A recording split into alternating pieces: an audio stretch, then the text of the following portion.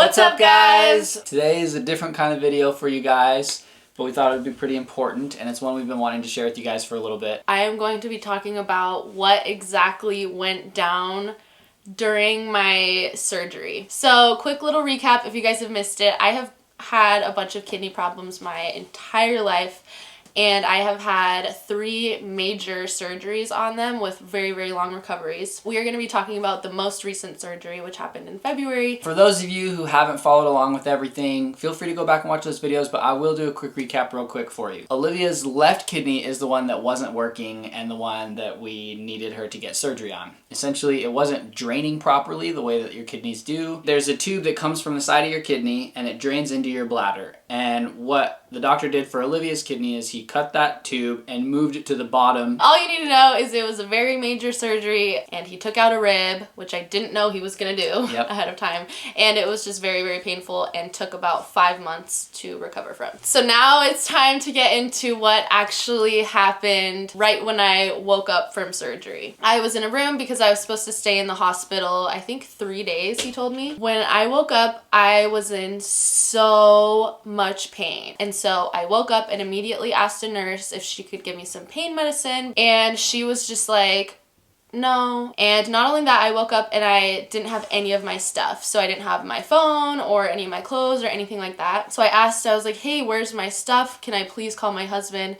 And the nurse said, oh, I'll go check on it, and just left. She comes back probably an hour later and I'm like, hey, do you have my phone? And also, can I have some pain medicine? I'm in a ton of pain. And she's like, no, you can't have any pain medicine. And I was like, well, I'm hurting so bad. And she's like, you've had surgery before though, right? And I was like, yes. And every other surgery they gave me pain medicine because the first night is the most important night to have pain medicine. She was like, well, you probably forgot how bad those other ones hurt. I'm not going to give you any pain medicine, and then just left. I think like another hour went by and I was like, hey, can I please have my phone? And they're like, oh yeah, we're still looking for it. Long story short, I went like 6 hours without having my phone or anything, and I basically was like having a freak out attack because I couldn't talk to Robbie or my mom, and I just really, really wanted to talk to them. This was all happening during COVID, so no one could be in the hospital with me. Finally, a nurse comes in and she's like, oh, maybe I can help you use this land phone that's next to your bed.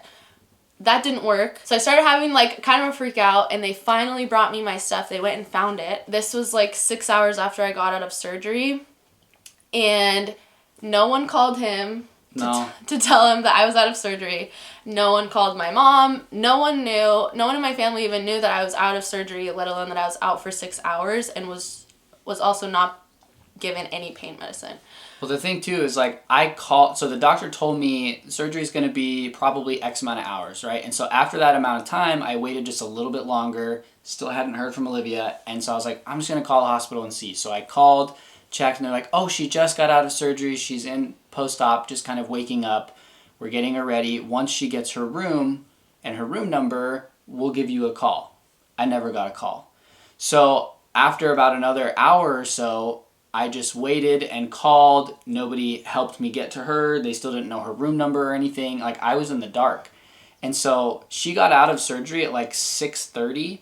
I didn't get a phone call from her until almost 11 o'clock at night. I was in so much pain, I could not sleep. And I remember I pushed the nurse call button all night, begging them to give me pain medicine, which it was super weird because I knew I was scheduled to have pain medicine. I kept pushing the button, asking, and they just kept saying no, which was very, very weird, even though there's like a whiteboard in front of you and it says your pain medicine schedule. The next day, this doctor from the hospital, we will call him Dr. G, he comes into my room and I say, hey, I have not been given any pain medicine since I got here. And he was like, you just got kidney stones removed though, so you don't really need that much pain medicine. And I said, excuse me, what? He goes, yeah, they just like went up through your ureter, like your pee hole, and crushed some kidney stones, and like that's it. And I said, no, they didn't. What are you talking about? Why do I have this gigantic scar on the side of me where they cut me open and took out a rib if all I was getting out was kidney stones? If I just got some kidney stones crushed. So he told me straight up, like I showed him my scar and he goes, no, you just had kidney stones removed, and then left. This was like sign number 1 that there was miscommunication throughout the hospital. Seemed everywhere. Very weird. So then that whole day I was not given any pain medicine. I was just kind of like a vegetable, and I'm like, okay, like I couldn't really stand up for myself. She would text me these things and it would make me upset and also worried, like what is going on? So I would try to call and like nobody would tell me anything. The first 4 days I was not given any pain medicine, and every single person there thought that I just got kidney stones removed. So obviously these first 4 days I couldn't get up and move around because I was in so much pain. Finally, day 4, my urologist came and saw me. He hadn't seen me at all this whole time, so my main surgeon that did the surgery came in. So finally he upped my pain medicine, increased the dosage, aka increased it from 0 to what it should have been, and I think probably changed something on the chart to where then people realized like, oh, you didn't just have kidney stones crushed. The problem is when you're not given pain medicine, your pain tolerance gets so high that, you know, it's on a scale of 1 to 10. Your pain goes way past a 10. Mine was probably at like a 30. I'm not even kidding. And so the next few days were spent trying to get that pain down to even a 10. The next day, Dr. G came back. He decreased my pain medicine. He said, you've been here for 5 days now. You don't need this much pain medicine. And I said, sir, I wasn't given any the first 4 days. My doctor literally was just in here yesterday and set it to this amount. And he goes, no, I'm just going to lower it. You only had kidney stones removed. And this is when I was like, are you kidding me? So I like showed him my thing, and I called another nurse in who actually knew what happened, and she came in and she's like, no, like look at her scar, she had something else happen. And he was like, oh, okay, well, I'm still gonna decrease her pain medicine. So he took my pain medicine way down. So that night I wasn't given any pain medicine at all. This was just kind of throwing off our plan to help me get down to a 10. The next day I had another person from my personal urologist office. It wasn't my surgeon, but it was his assistant. She came in and then upped my pain medicine again. It was all just super frustrating because Dr. G came in that same day and he was like, why are you still in here? And I said, I had a rib removed and I wasn't given any pain medicine, so now it's just setting back my whole progress. And he goes, you didn't have a rib removed? And I said, yes, I did. Like, why is no one believing me? And then like 3 other nurses came in and they told me, you didn't have a rib removed. You had like that surgery. Now they knew what surgery I got, but they said no one took out a rib. And I was like, my surgeon literally told me he took out a rib. And so it was still just like this huge mix up, and no one knew like what actually happened to me. No one knew what to actually do. Except for one nurse who was there when your doctor came in, and she was amazing the whole time. Yes, I had one nurse. Sadly, like, she wasn't my nurse the whole time. Right. She was literally an angel sent from above. But she knew what surgery I had. She knew that I had a rib removed, and she was an advocate for me when I literally had nobody else. So it was day 6, I believe, and I had a nurse who was very, very rude, and even though he knew I had a rib removed, he knew what surgery I had, he still was denying me my pain medicine. During the night, I was supposed to get a CT scan, so I had to drink this stuff for the scan, and I had that really rude nurse, but I couldn't keep it down. I was just throwing it all up. And that nurse, who was super rude, came in and he started screaming at me. And he's like, are you kidding me? This is so annoying. Why are you even throwing up? He was just super, super rude. And I was like, I'm so sorry. Like, I'm so sorry I'm throwing up. I'm so sorry. And he was just like, he just rolled his eyes and walked out of the room. Then I went and got my scan, came back. He still didn't give me any pain medicine. The next day, the nurse that I loved was there. And she was in the room when I said, hey, can you please give me some pain medicine to him? And he goes, yeah, I'll totally get you some. He was done for the day, so he left and went home. And so about an hour later, I called the nice nurse in. So she finally gave me my pain medicine, and she was really good. She gave it to me every like 2 hours or whatever the schedule was. Right on schedule. Right on schedule. So it was around this time when I started having the most intense, sharp pains that I've ever felt in my life. It would like start right here and shoot to right here, and it was super, super, super painful. And I could tell it wasn't like my typical surgery pain, because that obviously was very painful, and I could tell it wasn't like my scar or from the rib. It was this weird like shooting pain. I was telling like all the doctors like, hey, you know, I'm having this really weird pain, and they're just like, oh, we'll just up your pain medicine. It went from like not getting enough pain medicine to just getting way too much. The thing that sucked was it wasn't helping that specific pain.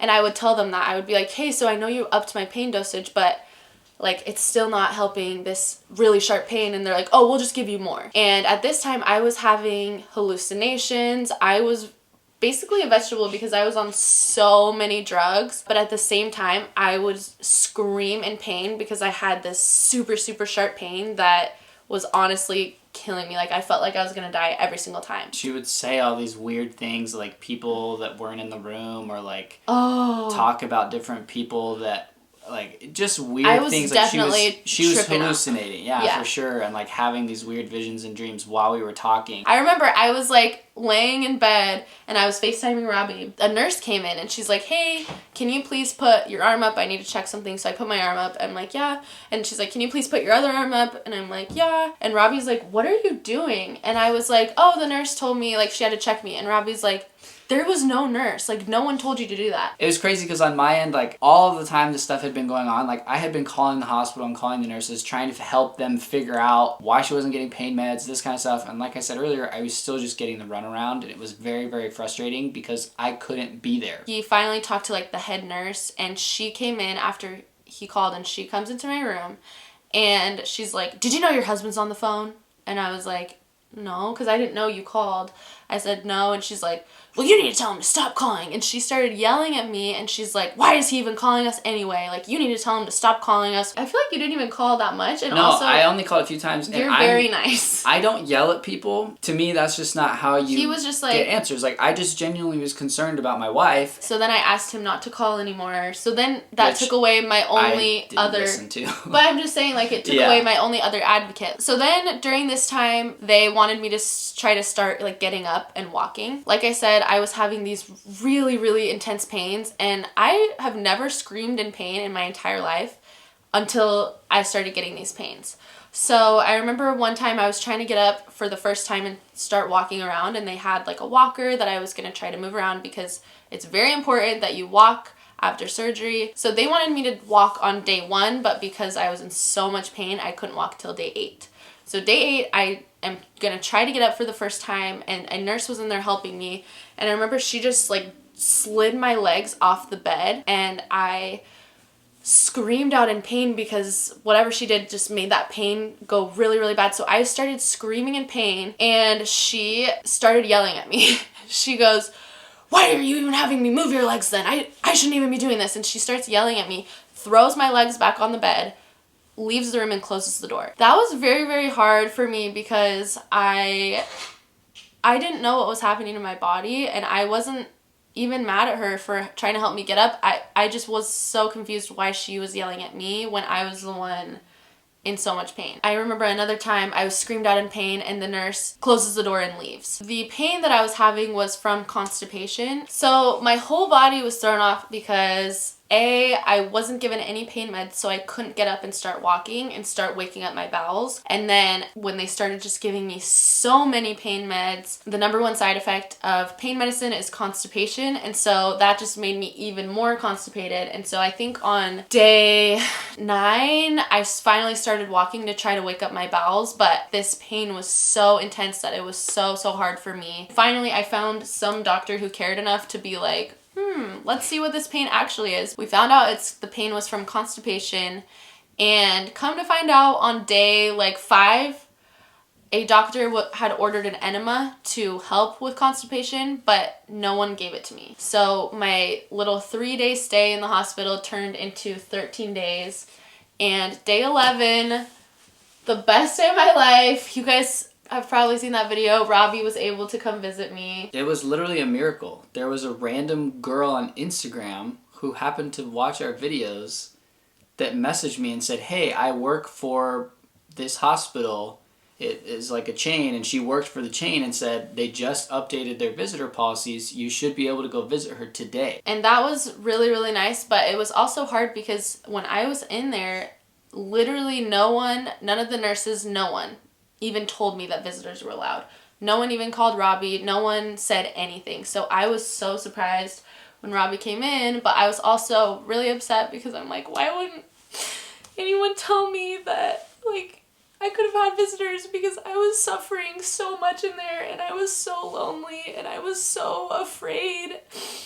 There was so many times when I seriously thought that I was gonna die because I was in so much pain, and I didn't have the strength to even stick up for myself, and I had no one in there that even cared about me. What they would do is they would just shut the door so they didn't have to listen to me scream. You know, that's the kind of people that I was in there, and those are the people that were supposed to be taking care of me. So anyway, when Robbie came, that was the best thing ever. After that, it was really hard because, as you guys can imagine, I had a lot of trauma, and we kind of gave you guys like a glossed over version, but there was a lot more that happened that was it was very traumatic and very, I don't want to say like abusive, but I mean, maybe abuse of power. Kind of. I feel like it was almost neglectful in certain ways, you know, and it's no excuse to treat people that way, and unfortunately that's what Olivia had to go through, and it was just a nightmare. We're still working through different aspects of that experience. Yeah, so I was not able to talk about this for a long time. Obviously, it's been like over 5 months since I had the surgery, and I'm just now like able to make this video, and I'm still really emotional.